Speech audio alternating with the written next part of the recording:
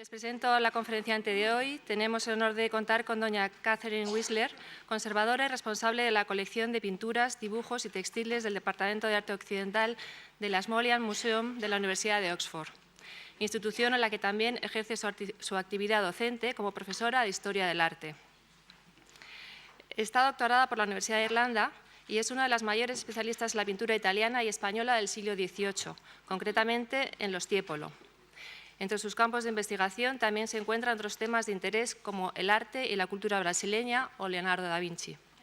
Ha publicado numerosos trabajos en catálogos y revistas especializadas y ha comisariado también exposiciones para destacados museos como el British en Londres o el MoMA en Nueva York, asimismo en el museo donde ella trabaja.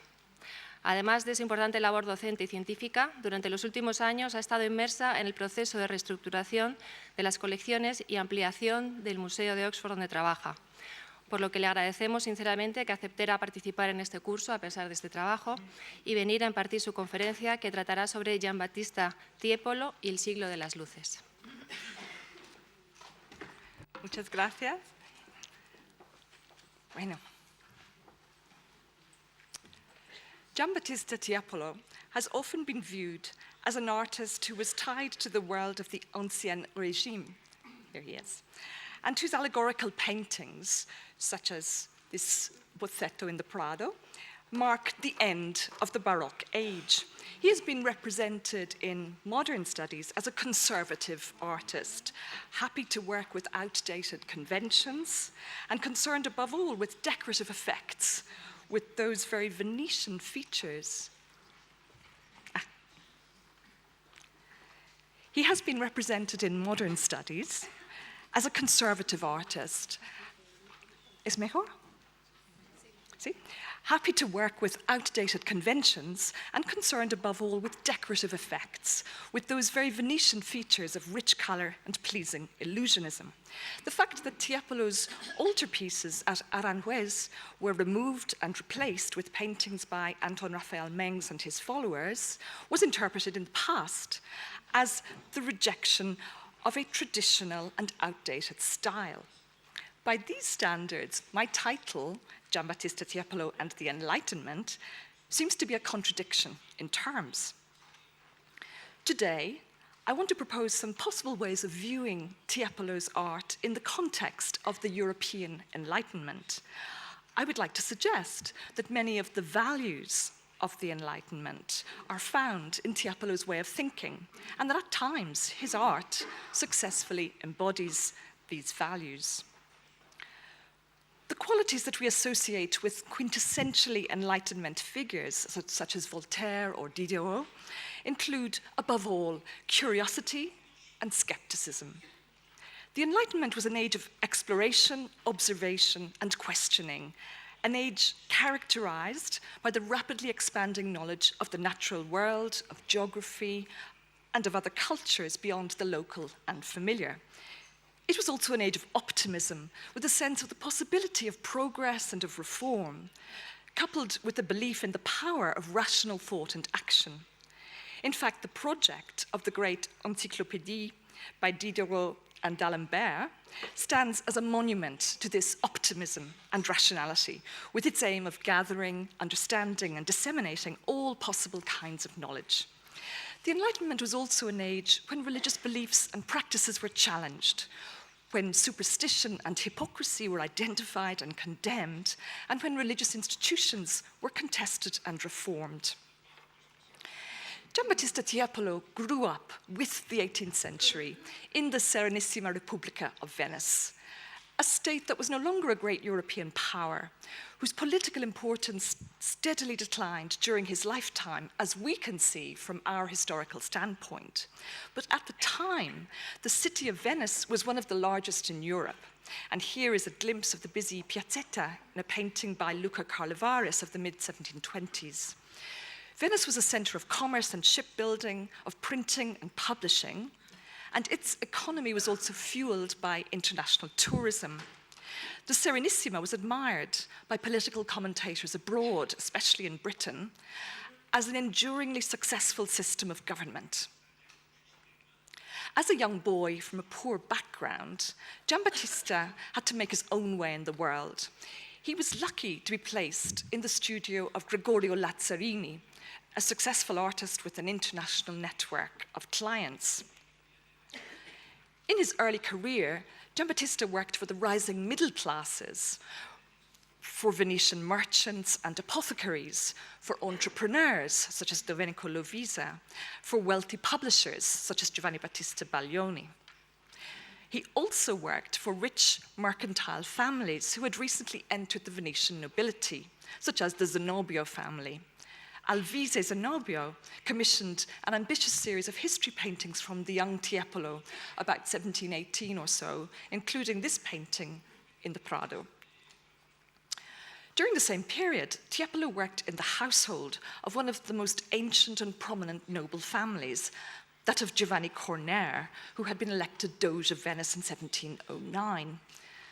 This came about, no doubt, through Lazzarini, who took pride in promoting the careers of his best pupils.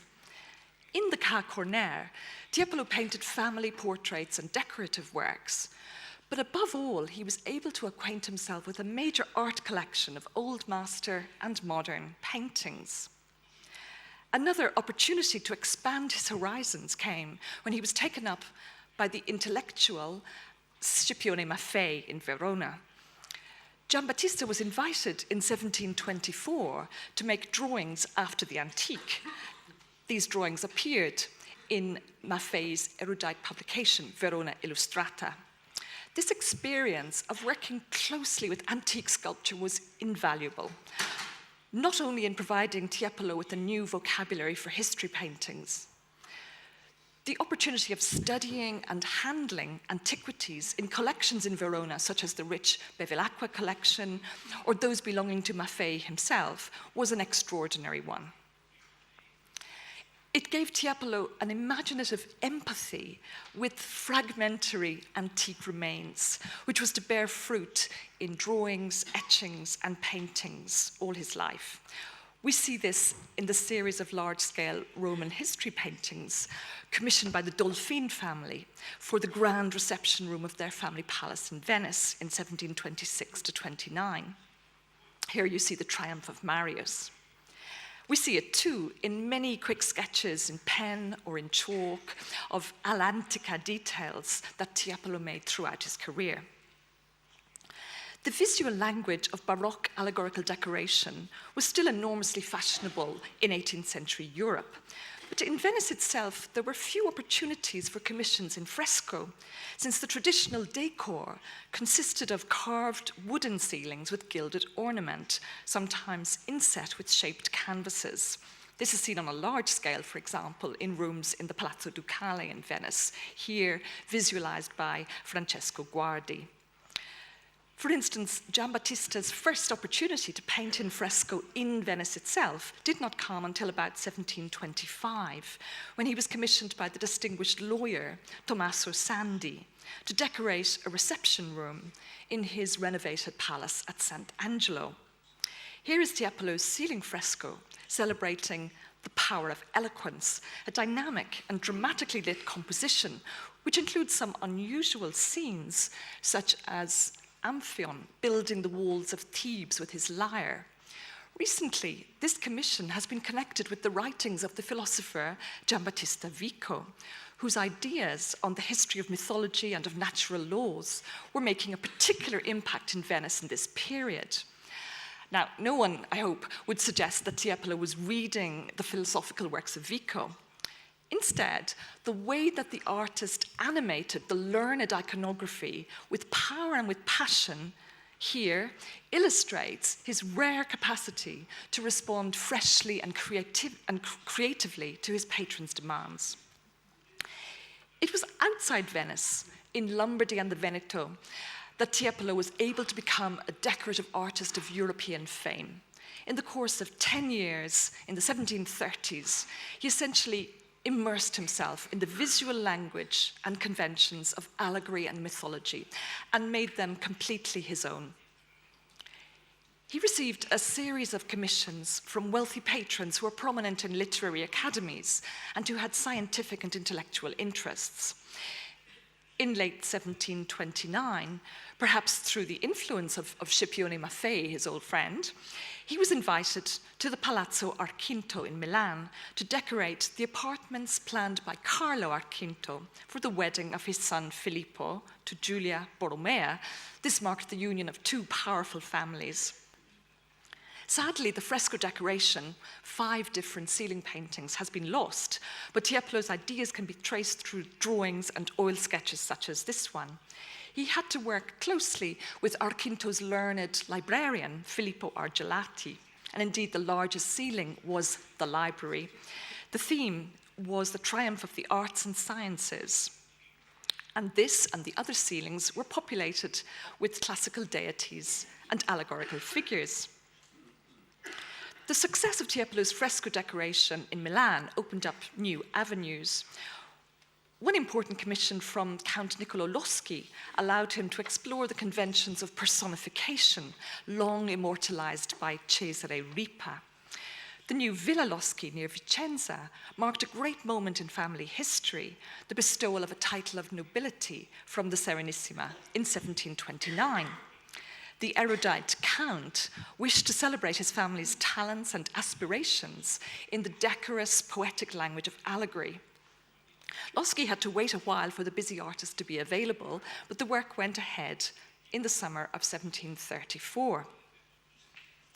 Tiepolo was essentially asked to illustrate Ripa's iconologia, but there was space for invention in the expressive heads and gestures, for fantasy in the decorative detail, and for realism in the landscape settings.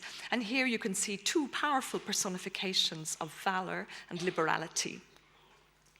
The experience of these commissions in Palazzo Arquinto and the Villa Loschi fixed in Tiepolo's mind a kaleidoscopic array of characters and attributes that completed his vocabulary as a decorative artist. In Venice, the patronage of the Dominican order at Santa Maria del Rosario finally gave the artist the chance to work on a grand-scale fresco with multiple layers of allusion. The decoration celebrated St. Dominic and the Madonna of the Rosary with monochrome scenes of the mysteries of the Rosary here around the main fresco compartments. Tiepolo had to construct the composition of the major central compartment with a large earthly zone to provide space for the crowds in veneration of St. Dominic and the Madonna of the Rosary. He looked back to Veronese for a type of classically inspired architectural setting that would successfully create the illusion of grandiose space. This also gives the sacred event a recognizably Venetian air, and indeed a very important part of the impact of the composition is its local flavor. The new Palladian-style church had been constructed thanks to public donations, the money of the rich and the poor in the city. The scene in the main fresco is not one of mystical or ecstatic devotion, rather its emphasis is on the community and on the importance of communal prayer. The crowd scene therefore includes monks and priests and the Doge, but it also includes more local figures such as a mother and her child or elderly people. In the church below, the viewer, rich or poor, could identify with these everyday figures and in a sense could gain access to this visionary scene because the stone staircase extends downwards into the space of the church itself. By now, Tiepolo was a religious artist of some distinction who had already shown his versatility in pleasing a range of patrons, whether parish churches, charitable institutions, or religious orders, who did not always share the same spiritual ethos. The Dominicans in Venice were particularly strong in their opposition to mysticism and to excessively intense personal spirituality. So here I would argue that Tiepolo's frescoes encapsulate some of the values of the Enlightenment that the Catholic Church espoused. This included an aspiration towards a well-ordered and stable society with charitable activities and orthodox devotions at its heart. Tiepolo's more private drawings reveal his own responsiveness to religious subjects. For instance, the theme of the Annunciation appears in a very beautiful series of pen and wash drawings in the 1730s, made as independent works of art. We find the artist exploring different moments in this religious narrative and thinking here, for example, about the emotion felt by the young girl, Mary, on being confronted by the angel Gabriel, who brought a profound and terrifying message from God. Or alternatively, Tiepolo here, thinking of the purity and virtue of Mary, who was to become the mother of Christ, and imagining the angel abasing himself before her. In the 1750s, Giambattista made a large series of drawings in pen and ink on the subject of the Holy Family. Over 70 altogether are known, and these were bound into an album before he left Venice in 1762 for Madrid. This series, apparently made for his own private purposes, again shows Tiepolo playing variations on a theme, that of Mary, Joseph, and the infant Christ, with an entourage of angels, sometimes the young St. John the Baptist. Moments of tenderness, affection, reverence, and awe are evoked in this series of luminous drawings that act as a sustained personal meditation. And when in Madrid, Tiepolo painted a number of small, sketch-like paintings on similar devotional themes, which are imbued with religious emotion. This type of spiritual interest finds resonance amongst contemporary writers. In Venice, for example, Cristoforo Ridolfi, a Jesuit and classical scholar, wrote on historical and classical topics and composed poetry on secular and religious themes. Ridolfi assembled a large print collection dedicated to the theme of the Madonna, with images of the Virgin and Child from every school and every period. While this iconographic collection reflected Ridolfi's interest in art history and in taxonomy, he also collected fossils, minerals, other kinds of natural history. It also related directly to his poetry. The first volume of his Poesie Sacre is entitled Il ritratto di Maria, where the poet imagines paintings showing the various joys and sorrows of the Virgin Mary.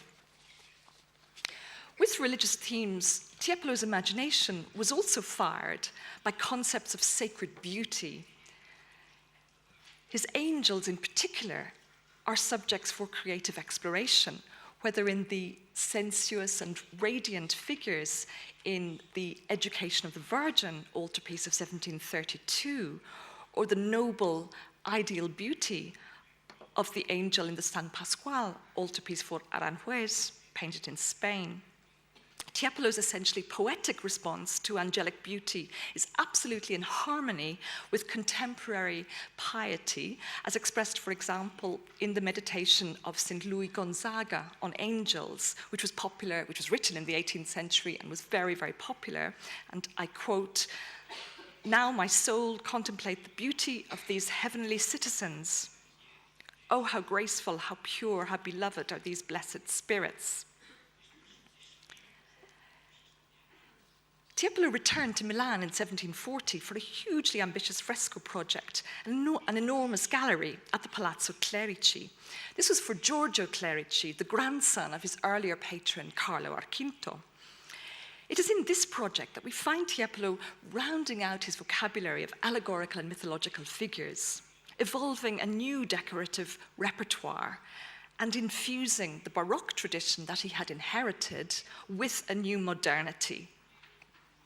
This magnificent oil sketch is connected with the decoration, although its relationship with the final fresco is rather complicated. Apollo is surrounded by planetary deities, and in the more earthly zones, allegorical and mythological figures represent the riches of the earth and sea, including personifications of the four seasons and of the major rivers of the earth. The painting is a celebration of the splendor of the sun god and of light, which transfigures the earth. Tiepolo fills the painting with an extraordinary luminosity by using a bright golden yellow ground and by contrasting the rich, dark tones of the more earthly zones with the pale, creamy yellow hues of the heavenly figures who seem to dissolve in the light cast by Apollo. Indeed, there is almost a volcanic effect as the figures belonging to the earth and to nature are thrust out to the very edge of the picture by the force of the sun god's splendor. The gallery to be painted was a long apartment requiring a more elongated composition than in the oil sketch, so that Tiepolo altered his design to have more than one focal point. One focal point was the chariot of Apollo, representing the rising sun, and another was a group with Venus and Father Time. He also had to develop the pale gods and goddesses into more definitive groups, which would be scattered episodically along the cornice.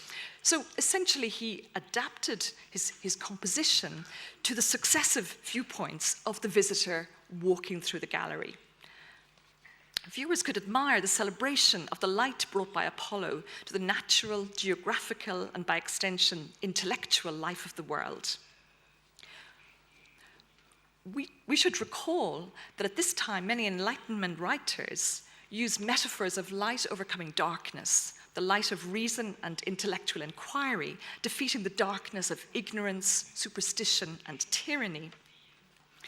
Tiepolo's concept of the transformative power of light, associated with the values of wisdom and creativity that Apollo represents, evokes the optimism of the Enlightenment itself. The artist's reputation at this point was signaled by the rare honor of having a series of poems dedicated to his achievement. Although a large mass of drawings has come down to us from the Tiepolo studio, little survives from the very first stage of creative work, when his ideas were pouring out faster than his pen could move. This rare sheet shows Tiepolo scribbling with the pen shapes of figures and groups and brushing on the wash to indicate masses of shadow or strongly toned areas. What the artist had in mind was the great ceiling fresco at the Church of the Pietà in Venice in 1754. After this stage of thinking aloud with the pen came quick, rough studies of groupings of figures in pen and wash. These drawings were produced at enormous speed, and they enabled Tiepolo to clarify his ideas. In the case of the Palazzo Clerici commission, we can see how his mind was teeming with ideas. Some of his drawings are simply thoughts jotted down for future reference, such as the energetic figure of Apollo driving his chariot. Whereas here, this idea, we see this developing in the oil sketch and in the fresco. Tiepolo's sheer imaginative force, combined with what recent scholars have rightly called his pictorial intelligence, make him one of the great creative minds of the century. In the early 1740s in Venice, one of Tiepolo's closest friends was Francesco Algarotti, a scholar, intellectual, and art collector of European reputation. Because of Algarotti's wide-ranging interests and abilities and his role in disseminating new scientific ideas, some scholars have viewed him as the embodiment of Enlightenment ambition. In any case, Tiepolo and Algarotti became friends and enjoyed each other's company. Indeed, here we find both of them in the studio trying out etching together. Here, Tiepolo signs his etchings, and over here, Algarotti signs his etchings. Giambattista himself produced two fascinating series of etchings. Here is one of the Capricci and one of the Scherzi di Fantasia. These etchings are characterized by their inventive and improvisatory qualities. Algarotti was a connoisseur of painting, and he became enchanted by Tiepolo's art. He particularly admired his imagination and his expressive powers. Algarotti's own writings on art included, in the Saggio sopra la pittura, a discussion of the affetti, the visual rhetoric of gesture and expression, for which artists such as Domenichino, Guido Reni, and Poussin in Baroque Rome had become famous. In Algarotti's view, more than any other contemporary artist, Giambattista could rank with Poussin and Raphael in his pictorial imagination and in his use of the affetti. We can see how the treatment of Torquato Tasso's story of the Christian warrior Rinaldo and the enchantress Armida in this one of a number of paintings made in the early 1740s for a room at the Ca' Corner in Venice, shows Tiepolo's mastery of this visual rhetoric, where gestures and gazes convey the tenderness of the lovers and the call of duty that will break them apart. And the later painting of Apollo and Daphne similarly conveys a dramatic and essentially expressive narrative. Giambattista, with his sons Domenico and Lorenzo, traveled to Würzburg in Germany in late 1750 to work at the court of the Prince Bishop Karl Philipp von Greifenthal for the following 3 years. The ceiling above the grand ceremonial staircase at the residence at Würzburg, built by Balthasar Neumann, is the largest fresco Tiepolo ever painted. This is a stupendous achievement because of its scale. It is a lasting monument to Tiepolo's inexhaustible creative imagination. The subject matter is a relatively conventional one. Apollo and the Olympic deities float above the 4 parts of the world, with the glorification of the ruler of state as a major theme. Tiepolo presented his ideas for his patron's approval in this grand oil sketch. But in realizing the actual fresco, the artist had to take into account the spatial dynamics of the ceremonial staircase and the particular lighting conditions there. Down on the ground floor, the vestibule is very dimly lit, and as the visitor ascends the staircase, which is the largest space in the residence, the heavens start to open and light pours in. An array of figures is gradually revealed as the visitor moves upwards towards this slowly expanding space in a very dynamic relationship between the viewer and the fresco. The whole experience is utterly overwhelming. It is impossible to take in the fresco all at once, impossible for the eye of the camera, as you can see from this image. Thus, although Tiepolo imagined the ceiling for his patron in the rectangular shape of the oil sketch, it was necessary in the fresco to take account of the sequential and ever-changing viewpoints on the staircase. Tiepolo is a great impresario, guiding our eyes through the heavens by his use of distinctive cloud shapes or by the contrasts of muddy tones with light or strong colors. In his representations of the 4 continents, Tiepolo began with familiar images from Ripa's Iconologia, altering them so as to bring them up to date for a sophisticated audience. He was aware, as they were, of modern accounts of travelers and missionaries to distant lands. Cesare Ripa gave Asia a camel as an identifying attribute and Africa an elephant. But Giambattista was aware of the use of elephants at the courts of India. You can just see the elephant here. And of camels in North African trade routes. And so he reversed these attributes. And everywhere we find European observers in different roles. Oh, sorry. Over here, for example, or here. In fact, the entourage of the beautiful Nubian princess, Africa, includes these European traders who are lost in admiration and distracted by her beauty from their business. We find many humorous elements, such as the ostrich who has escaped onto the cornice and who is being chased by a monkey who is grabbing feathers from its tail. Again, feathers were very important export objects. For the continent of America, places such as Brazil or Florida are evoked. These are untamed, wild places with exotic animals and birds. The inhabitants are hunters and indeed cannibals, and you can see some severed heads there.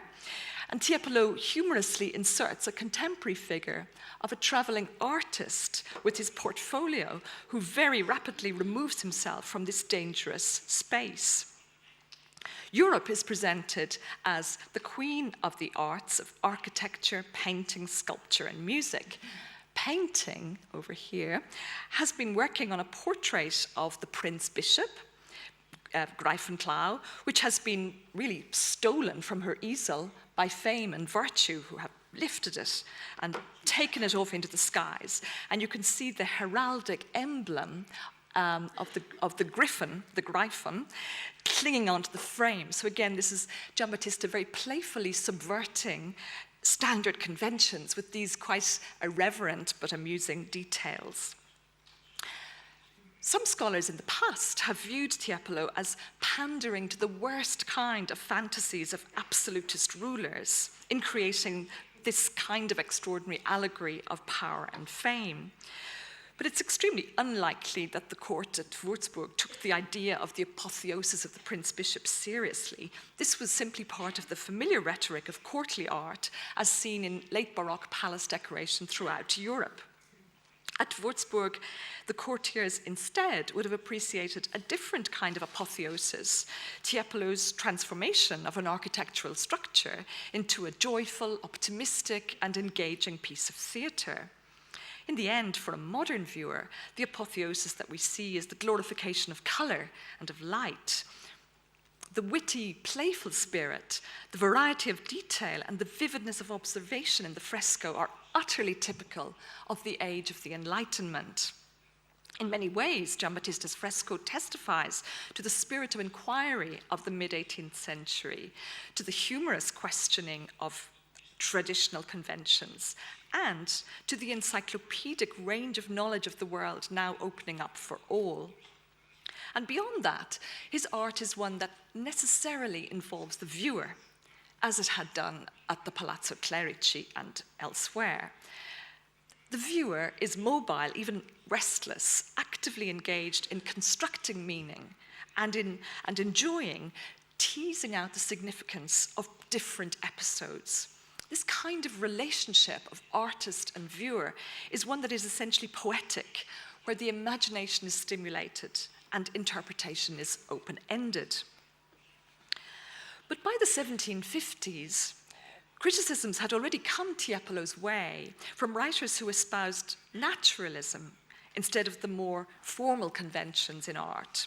Thus, Charles-Nicolas Cochin was one of a group of French academic critics in the mid-1750s who admired some aspects of Tiepolo's art, but remarked, for example, that his colours were more beautiful than those found in nature and therefore were misleading and offensive. Demands for historical accuracy could also be heard. Truthfulness and rationality were gaining ground as arbiters of quality in art. Even Anton Maria Zanetti in Venice, writing on Venetian art in 1771, castigated contemporary artists for constantly seeking artifice and novelty at the expense of simplicity and natural gracefulness. Perhaps as a result, we find a new emphasis on naturalism in Tiepolo's art in the 1750s. He encouraged his son Domenico's talents in painting subjects from everyday life, as seen as at the Villa Valmarana in the late 1750s. Giambattista himself in this period sketched many landscapes and made many caricatures. In his public paintings, Giambattista displayed an increasing interest in human psychology and in exploring the depths of emotion felt by his protagonists in both sacred and secular subjects. We see this very clearly in some of his great altarpieces, such as the moving Martyrdom of St. Agatha of 1755 for the Benedictine nuns at Lendinara in the north. In fact, this sensitivity and power of religious expression also characterizes the altarpieces he painted in Spain, where the mystical states of the austere male saints are sensitively evoked. Here, St. Francis with a radiant, compassionate angel. We can also see this empathy and interest in profound emotion in Giambattista's Villa Valmarana frescoes, for example, in the treatment of the scenes from the Aeneid, here Aeneas and his mother Venus, or the episodes from modern epic poetry, Torquato Tasso again, Rinaldo abandoning Armida.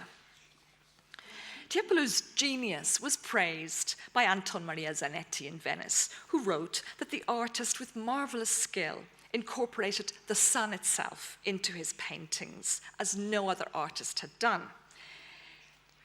His fertile creativity and sensuous brushstrokes are seen above all in his oil sketches, such as this one for the Palazzo Canossa in Verona of 1760, which Tiepolo brought with him to Spain.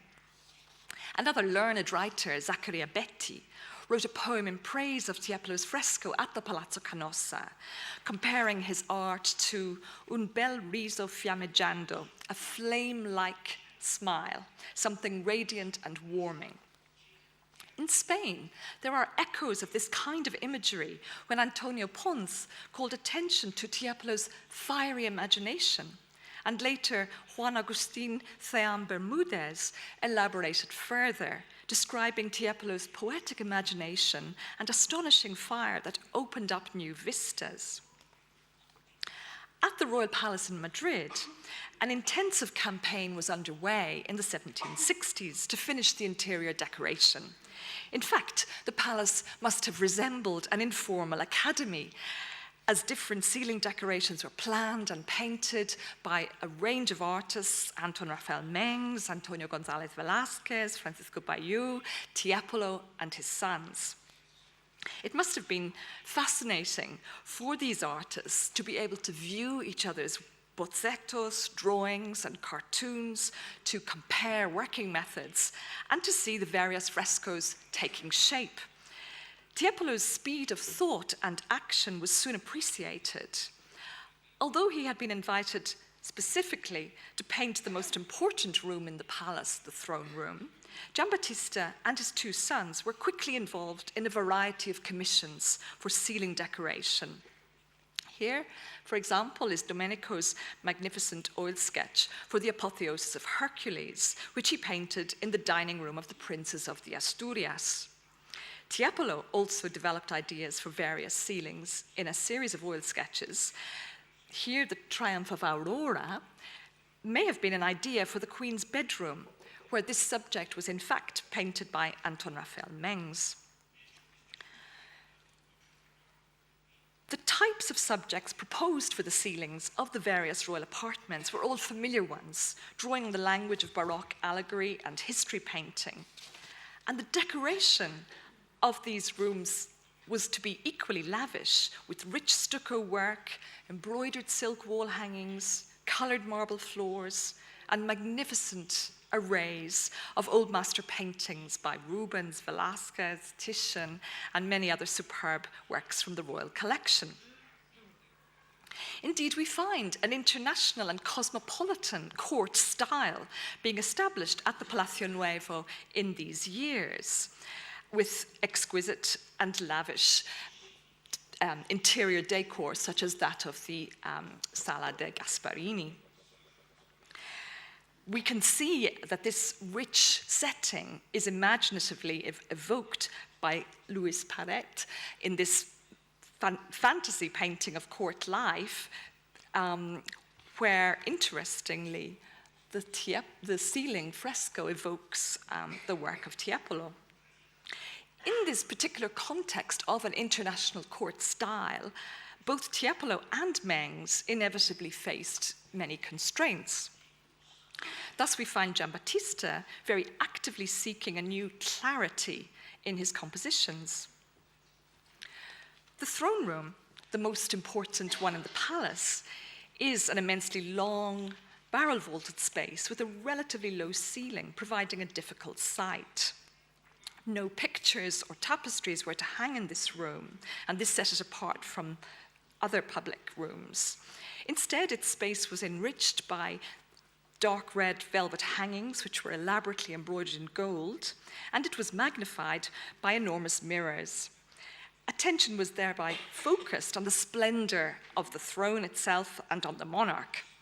The fresco provided a light-filled, colorful zone floating above this dark and polished grandeur.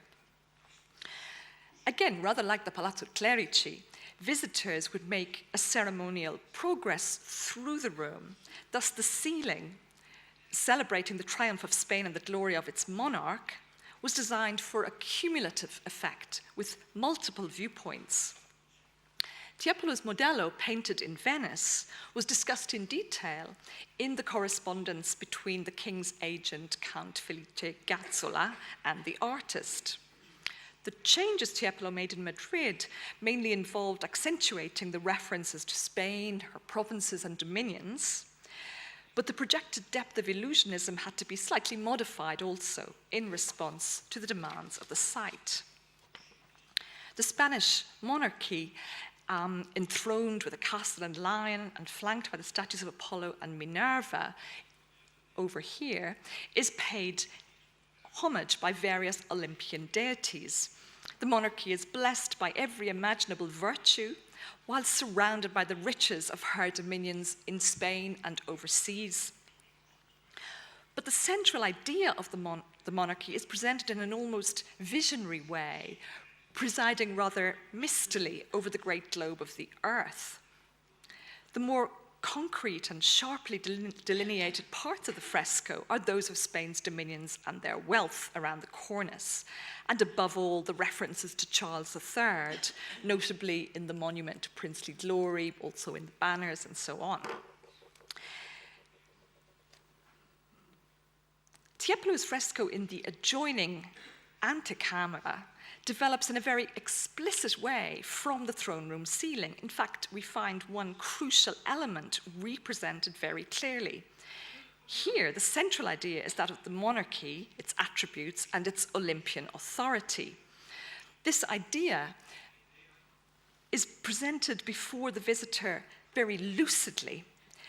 The visitor, perhaps the ambassador or foreign grandee awaiting presentation, who would then carry this visual image through to the throne room, only to see it reinterpreted there in grander, more vivid, and more detailed terms.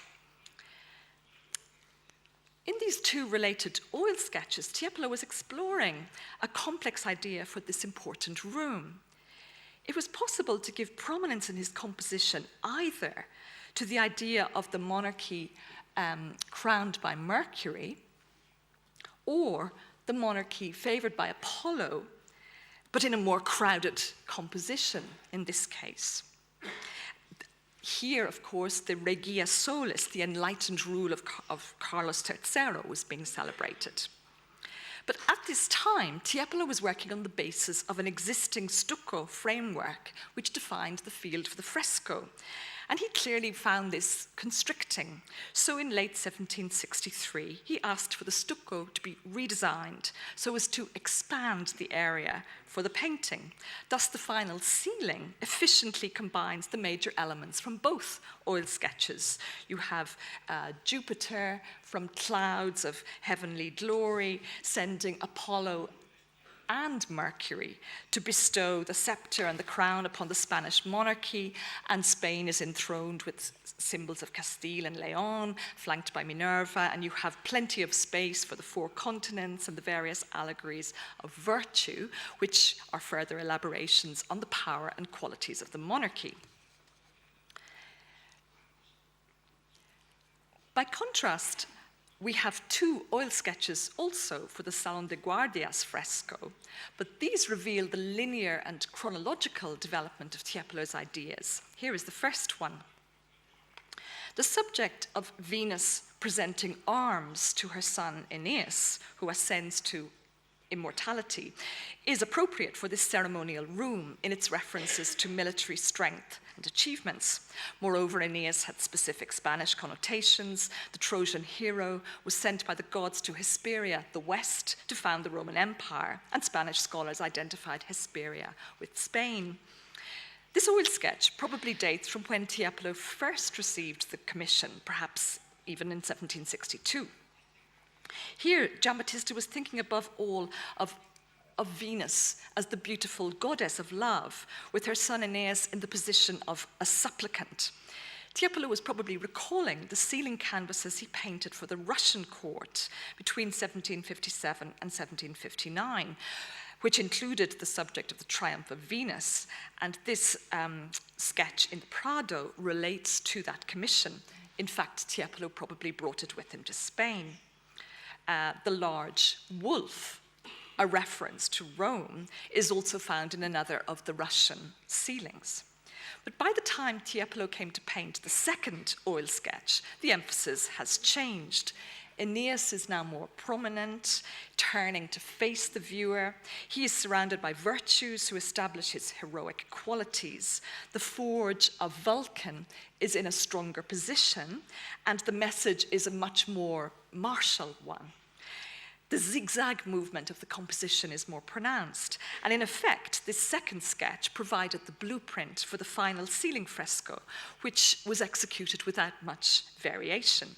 So this second oil sketch must date from 1765, when Tiepolo turned his attention to his final major ceiling, clarifying and expanding his ideas. Giambattista's frescoes were apparently well received in the 1760s. Certainly his own desire in late 1766 was to remain in the king's service rather than return to Venice.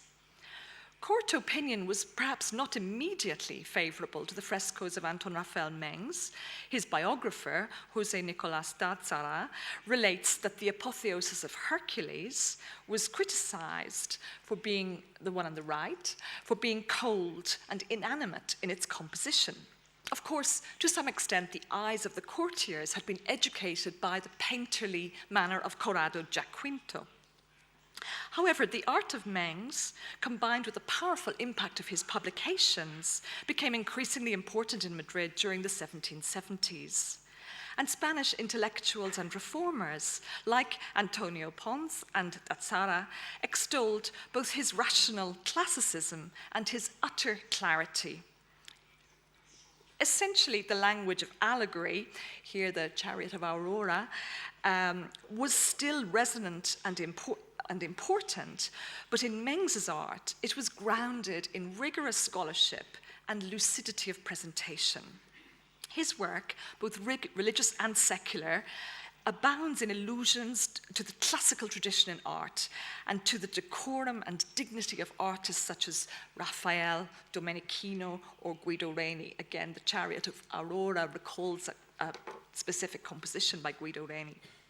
By contrast, as I have argued this evening, Tiepolo employed a vocabulary of forms that he had shaped over decades. His response to classical mythology and allegory was instinctively poetic and sensuous, and his response to religious themes emphasized the humanity and sincere emotion of his subjects. Antonio Pons already found some difficulty in describing Tiepolo's royal palace ceilings in the first edition of his Viaje de España, although he admired the magnificence of the throne room. At the beginning of his description of the frescoes in the royal palace, Pons moved into a digression on allegory and its function. Paintings, he wrote, are like books, and he refers to the viewer as the lector. They must educate the ignorant and the unlettered. Allegory stems from the imagination of poets and artists, and when traditional, is part of a shared culture, which enables the reader to translate and comprehend a painting immediately. New or modern allegory, on the other hand, can be a species of code, which renders a painting enigmatic and therefore useless to the reader, who is denied the satisfaction of instant absorption. Hence, Pons calls for a written explanation to be placed near the frescoes. He emphasizes that he is speaking generally of the frescoes throughout the palace. However, he invariably praises those of Mengs for their clarity and propriety of expression. The fact that Pons employs the literary model of prose rather than poetry is crucial. His words evoke that mistrust of deftness and facility, of illusionism and bewitchment, which is characteristic of later Enlightenment writers. Thus, Winkelmann, in 1763, had dismissed Tiepolo's rapid creativity in favor of the measured and carefully calculated work of Mengs. Similarly, for Nicolas d'Azzara, lucidity and order in painting were essential, with an immediate and clear apprehension of the work of art as the consequence. Anything that interfered with this intellectual apprehension was seen as leading to confusion or superficiality. These concerns reflect a wider cultural phenomenon. The fact that a new generation of ilustrados was actively seeking reform across a broad spectrum with pragmatism rather than idealism as their tool. Similarly, the concerns of intellectual endeavor were now directed not so much at curiosity and wonder, but rather at empirical knowledge, archaeology rather than symbolism, the language of science rather than that of poetry. These concerns also reflect another current of the later Enlightenment, as intellectuals became more self-conscious about their modernity. This is a critique of enthusiasm in all its guises, whether of excessive and overwrought religiosity, or of uncontrolled public behavior that could lead to disorder and riots. Enthusiasm in relation to art was associated with the fever of inspiration, the fire of creativity, but by extension with carelessness, with instability, with lack of correctness. The kind of vocabulary that I mentioned earlier, which both Antonio Pons and Ceán Bermúdez employ in relation to Tiepolo, the fire of his invention, the forging of a new path, is thus double-edged. In addition, it recalls the way in which the art of Titian was described in Spain in the previous century. For example, in 1650, Fray Jerónimo wrote of Titian as an artist who did not walk on the ordinary road, but who blazed a trail. But for writers of the late 18th century, Titian was a model to be approached with caution. Fiery imagination, forging a new path, these were no longer terms of absolute praise, and this kind of metaphor was never applied to the art of Mengs. Firstly, Mengs's own published words provided an appropriate vocabulary. Further, Mengs represented an idea of progress and had been praised by Spanish intellectuals as a philosopher-painter, a legislator for the arts, and a fellow reformer. His rationality, correctness, and polished gracefulness made his work pleasurable to the taste of enlightened reformers who favored discipline, moderation, and clarity of purpose in all aspects of culture. Tiepolo's art, on the other hand, had a potentially subversive quality in that it was vital, unique, and imaginative, and therefore difficult to emulate, as Ceán Bermúdez remarked in his very subtle dictionary entry. My conclusion is that Giambattista's poetic art was well attuned to the optimism, tolerance, and inquiring spirit of the Enlightenment for the first half of the 18th century. But as the century drew to a close, other values were embraced by a European elite, including a new emphasis on the moral and educational role of art, which embraced correctness, lucidity, restraint, and naturalism. Tiepolo's reputation rested on his fierce creativity and on the speed of his inventiveness and execution. Thus, his art was now out of tune with these values. Nevertheless, some of the most high-profile artists of the neoclassical movement admired and collected his work. In Spain, Francisco Bayeu owned a large group of his oil sketches, including this very beautiful bozzetto for the Santa Tecla altarpiece that Tiepolo brought to Spain. And these bozzettos stand out for their sensuous brushwork and fiery creativity. In Rome, Antonio Canova was a passionate collector of Tiepolo's oil sketches and drawings, possessing, amongst many others, the bozzetto for the throne room fresco. Thank you very much.